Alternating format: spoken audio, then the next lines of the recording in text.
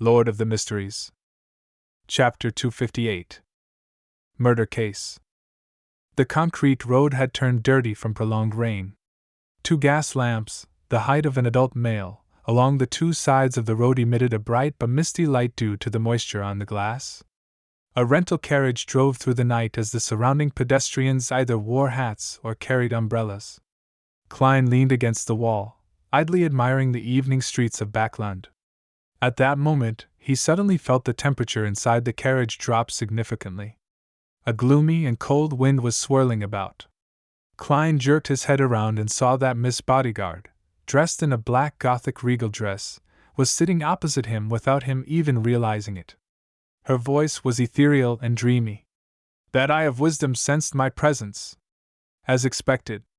Klein nodded, unsurprised. He has several mystical items. Perhaps he sensed you because of them. I even suspect that he has an organization behind him. Otherwise, it's quite impossible for Eye of Wisdom to collect several relatively powerful mystical items in 30 years with his power alone.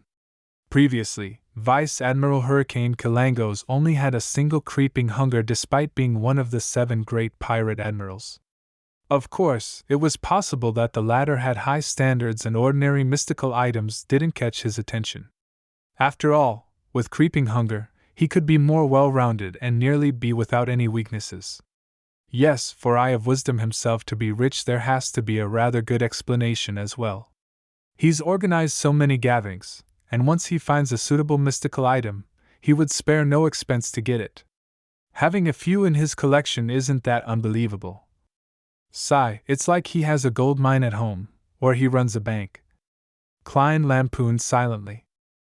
He didn't mention in detail that he had guessed that Eye of Wisdom was from the Church of the God of Steam and Machinery, or from the Church of the God of Knowledge and Wisdom, out of fear that he would expose to Miss Bodyguard that he wasn't someone who had just become a beyonder.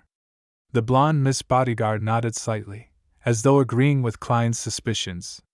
Suddenly, she frowned and looked at the window opposite her. A rich smell of blood. There's a strong smell of blood. Klein turned his head in puzzlement and looked out the window. There was a secluded alley in the sparse drizzle. Near the mouth of the alley, a woman wearing a gorgeous dress was on the ground.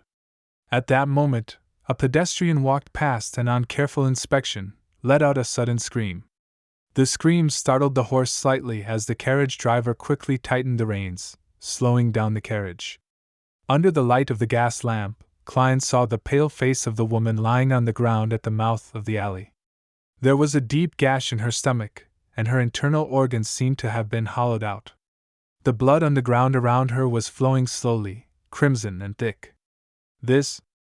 As a qualified former Nighthawk, he quickly thought of many similar cases. These were often related to devil worship. And when it came to devil worship, it was almost always tied to ancient organizations. It was the Blood Sanctify sect that first appeared in the 4th epoch. According to the records, this was a loose alliance formed due to the worship of devils. It consisted of several so-called devil clans, such as the Noise, and Ariel, and Beria clans. They weren't subordinate to each other. In their bid to proselytize faith in the devil, they committed many murders. Back in Tingen, the accountant for the Nighthawks, Mrs. Oriana, was one such victim who was thankfully saved. Of course, not all similar cases were committed by them. Many people felt that such acts were very cool and began to imitate them. It looks like it was done by the Blood Sanctify sect, Miss Bodyguard whispered as her figure rapidly turned translucent before vanishing. She didn't care if Klein understood her or comprehended the situation. At that moment, the carriage had already passed the scene of the crime. Klein also noticed that the patrolling police had arrived, so he held back his idea of getting off the carriage to observe and instead chose to act as an ordinary citizen who was passing by. Yes, Citizen Mr. Moriarty. The Blood Sanctify sect has the criminal pathway, which is also known as the devil pathway. It's said that after sequence 7, the corresponding beyonder would gradually turn demonic. However, they would only reveal those signs under certain circumstances. Sequence 9 criminals have strong bodies, keen instincts, and a variety of criminal abilities, but their conscience isn't gone yet. Sequence 8, known by its ancient name, cold-blooded, has the modern name, unwinged angel. It means that from that moment forth, they lose their conscience and revel in evil desires, with bodies that look even more inhuman. They would also obtain some of the magical powers of the devil. Sequence 7 Serial killer grasps a good deal of knowledge and rituals regarding devil worship. They like to please the devil with special serial murders. I don't know the sequences after that. The information regarding the Blood Sanctify sect and the devil pathway flashed past Klein's mind. The rain outside seemed to become heavier as the rain on the windows converged and fell, and the whole world became quiet and unclear. What's the point of thinking so much? Such matters would definitely be taken over by a Beyonder squad. It might be the mandated Punishers or Nighthawks. There's no need for me to worry. Klein shook his head with a laugh as he muttered in his mind. By the time he returned to 15 Minsk Street, he had forgotten about the murder case. He went next door and knocked on the Sammers' front door, asking Mrs. Stellan to tell Mary that she could come for the evidence tomorrow afternoon. Following that, he washed up and read the newspapers, learning about the current situation and news in Backlund. On Saturday morning the next day, Klein enjoyed his breakfast slowly and went out to pick up the freshly developed photographs.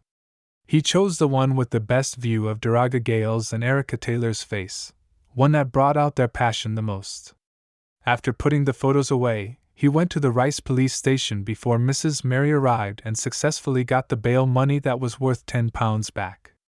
In the process, he also saw the real Sergeant Faxine and felt a little uncomfortable. After withdrawing the remaining £500 in cash from his account, Klein was finally done with everything after having a busy morning.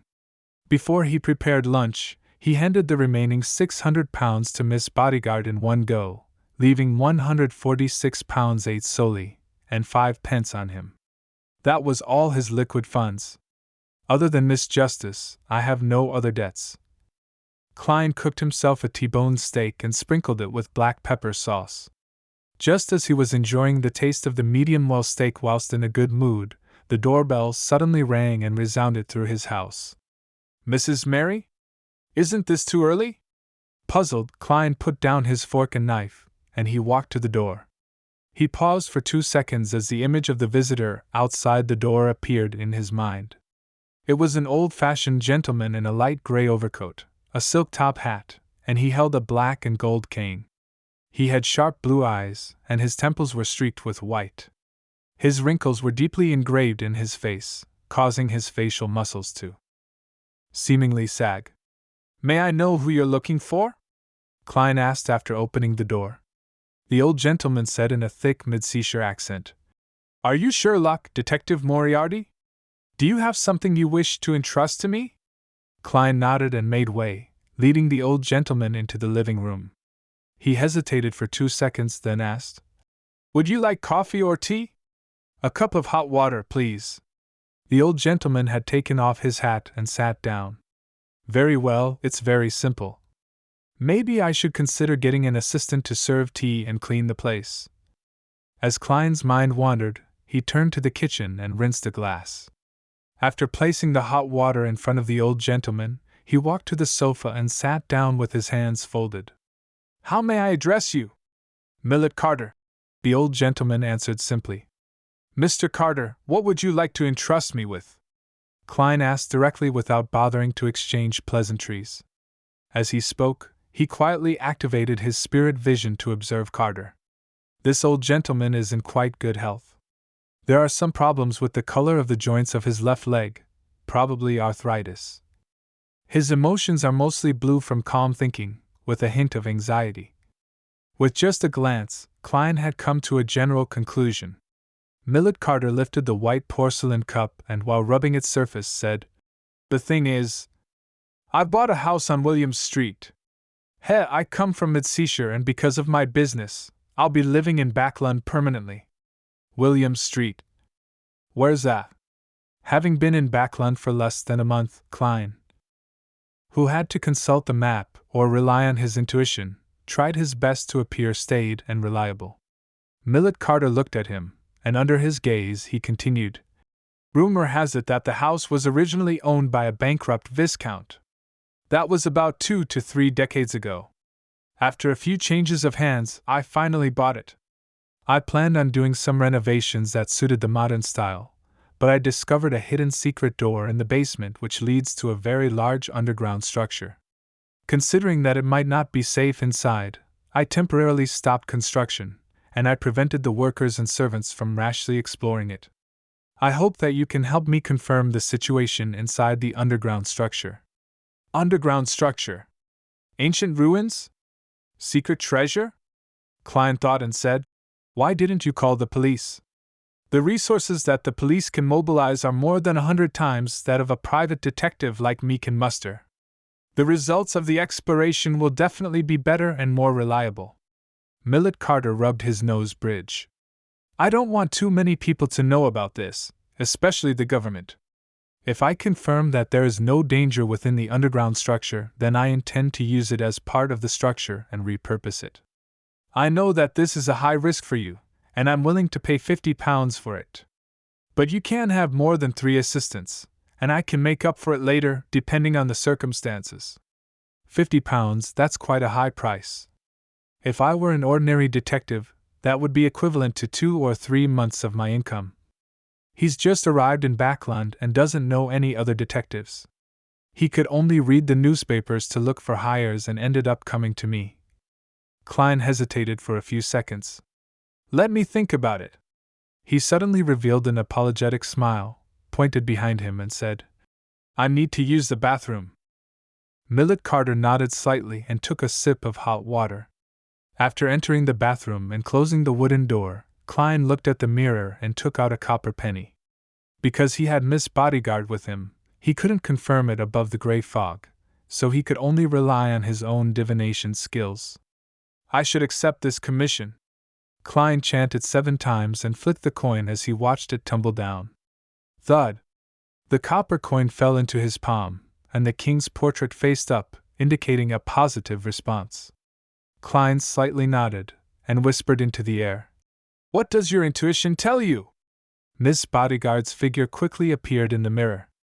She replied expressionlessly, "There's a certain amount of danger, but it's not great."